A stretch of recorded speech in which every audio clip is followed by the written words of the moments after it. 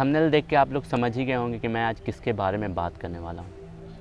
पर मैं आज जिसके बारे में बात करने वाला हूँ, जब मैंने उनके बारे में पढ़ा, उनके बारे में जाना, तो मेरे लिए कुछ चीज़ें काफ़ी डिस्टर्बिंग थी और मेरे लिए उन चीज़ों को एक्सेप्ट कर पाना थोड़ा मुश्किल था।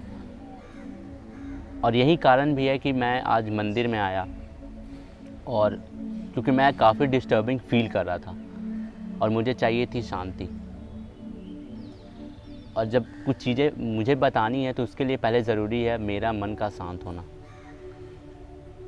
इसी वजह से आप इंट्रो में देख रहे होंगे कि मैं मंदिर में आया और मैं बैठा हुआ था, क्योंकि आज के वीडियो में दोस्तों हम बात करने वाले हैं एक ऐसे इंसान के बारे में जो हमें काफ़ी इंस्पायर करती है अपने साहस से और दोहरी मानसिकता जो समाज में चल रही है उन सब से ऊपर उठते हुए जिस तरह से उन्होंने न्याय दिलाया, वो बहुत ही बड़ी बात थी। आज हम उनके बारे में ही बात करने वाले हैं, तो आइए शुरू करते हैं। सीमा कुशवाहा, जो कि करेंटली सुप्रीम कोर्ट की लॉयर हैं। इनका जन्म उग्रपुर उत्तर प्रदेश में हुआ था, और जब इनका जन्म हुआ था इन्हें शुरू में ही कुछ ऐसा सहना पड़ा जो आज के समय में कई सारे बेटी को भी ये सहना पड़ता है। जन्म लेने के बाद उनके परिवार के कई सदस्यों का मानना था कि बेटी हुई है और वो चौथी बेटी थी, तो कई लोग उन्हें मारने के बारे में सोच रहे थे। पर वहाँ पर उनके पिताजी और उनकी बुआ ने उन सबको रोका। तो ये संघर्ष उनके जन्म के शुरुआत से ही हो गई थी। वो शुरू से ही काफ़ी स्ट्रांग थी और उन्हें इंदिरा गांधी और झांसी की रानी के जैसा बनना था। वो अक्सर झांसी की रानी और इंदिरा गांधी जी के बारे में पढ़ा करती थी और अपने पापा को बोलती थी कि मुझे भी उनके जैसा बनना है। उग्रपुर, जो कि एक बहुत छोटा सा गांव था जहां पर लड़कियां 8वीं कक्षा से ज़्यादा नहीं पढ़ सकती थी। वो 1 किलोमीटर दूर पढ़ने जाती थी अपने स्कूल में, जहाँ पर बीच में जंगल भी आता था। पर उन चीज़ों को आगे लेकर के जाना काफ़ी मुश्किल था, क्योंकि उनके गांव का स्थिति ऐसा था जहाँ पर पढ़ाई कोई भी ज़्यादा नहीं करता था।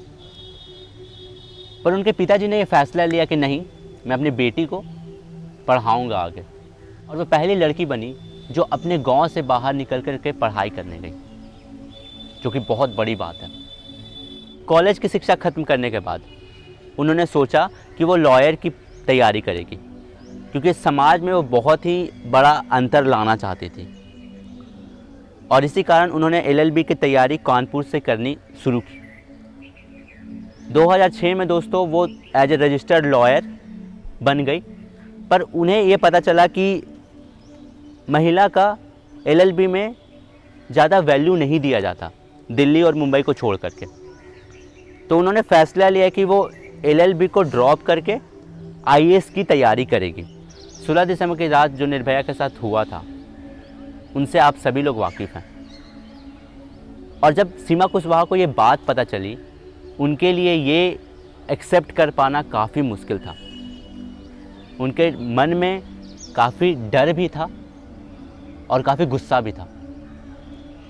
उनके साथ रहने वाले उनके 10 दोस्त के घर से भी कॉल आए और सबको बुला लिया गया, क्योंकि सबको ये लगने लगा कि नहीं, दिल्ली सेफ़ नहीं है, दिल्ली अनसेफ है। उस रात वो बहुत रोई, क्योंकि ये चीज़ कहीं मायने में बहुत ही मुश्किल थी।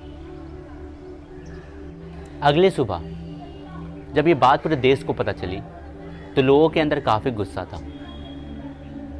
प्रोटेस्ट होने चालू हो गए निर्भया को बचाने के लिए, क्योंकि उसमें निर्भया की हालत भी काफ़ी गंभीर थी और उन्हें बाहर भेजने को कहा जा रहा था। उसके साथ साथ वुमेन के सेफ्टी को लेकर के काफ़ी प्रोटेस्ट भी हुए, जिसमें बोला गया कि आज के समय में औरत सुरक्षित नहीं है।